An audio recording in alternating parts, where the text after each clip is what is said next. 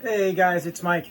I just wanted to give you a brief demonstration of another version of a Atari 7800/2600 control pad. So I'm always innovating, and I also have multiple manufacturers that create the cases. I have one that does a matte finish, which you see typical in the listings that I have on my site. And then I just got another company that makes these gloss cases, which are probably a little bit more similar to the NES style controllers. So let me just give you a brief overview of what this controller is about. It basically uses my same brand new circuit board inside. However, we have a 3D printed thumbstick and a 3D printed directional pad. And this actually helps increase the sensitivity and makes for more precise control when moving the different directionals. I'm going to test it on a couple of games just to show you how responsive it is, but I also like to thank one of my customers for also pointing out another good game to test on would be Joust, a game that would definitely kill your thumb using a original Atari 7800 stick. But basically pressing 1 and 2 in Joust flaps the wings of the bird that you're on, and pressing it multiple times, you can see that there aren't any misfires, as well as I can lean my finger on different areas of the button and it still registers the push. Okay, so let's do that real quick.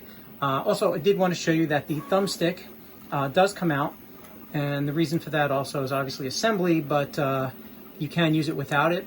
I might develop a cap to cover this if somebody doesn't want to use the thumbstick, but I haven't had any complaints in my test trials of using the thumbstick, and I have a nice little silicone cap that goes over it.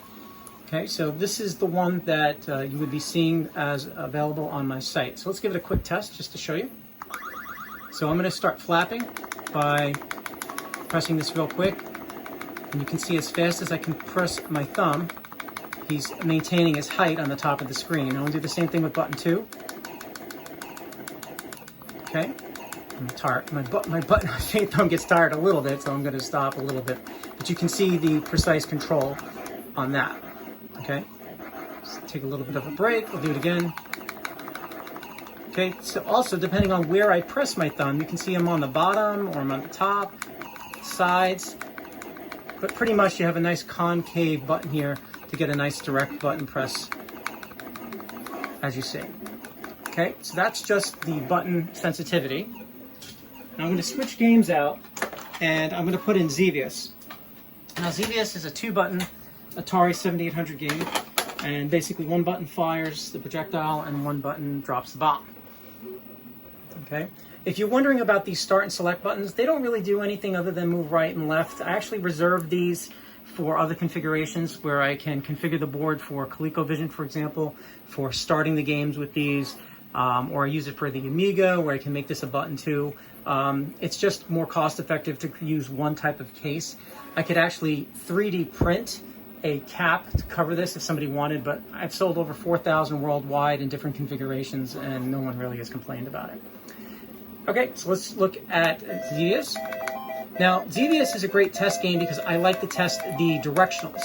So you can see here, as I move diagonal, very little pressure in the different diagonals. So if I go in a circle, for example, okay, so we got up, down, left, right, up right, up left, down right, down left. So you get some nice fluid movement with very little pressure on the thumbstick. So that's why this thumbstick is great for this. Then you can only shoot 3 projectiles on the screen at a time. So just to test that, I go up to the top and I go like this. And you can see as fast as I can pull the trigger, that's button 1 and that's button 2. It's got a nice button feel to it as well. You can kind of hear the snappiness. Occasionally, if a button feels different, it's just a contact pad variation. I mean, these are manufactured. There's really no science behind it, but they have some nice spring back, if you will. Okay, so that is this controller for the Atari 7800/2600. If you put in a 2600 game, in this case here, I'll just put in Moon Patrol. Both buttons will act like Fire 1. Okay, so there's Moon Patrol. Okay, and I have another, those who have followed my work, you know I have a Commodore 64 and a flashback type controller that you can map one of these buttons to jump, but that's a separate configuration. Okay. Alrighty, that's all I wanted to show you. I'll be listing these on my site shortly. If you have any questions, you can reach us at the Contact Us link in the menu, send us a message on Facebook, or even comment on this video where it's posted. Take care, guys.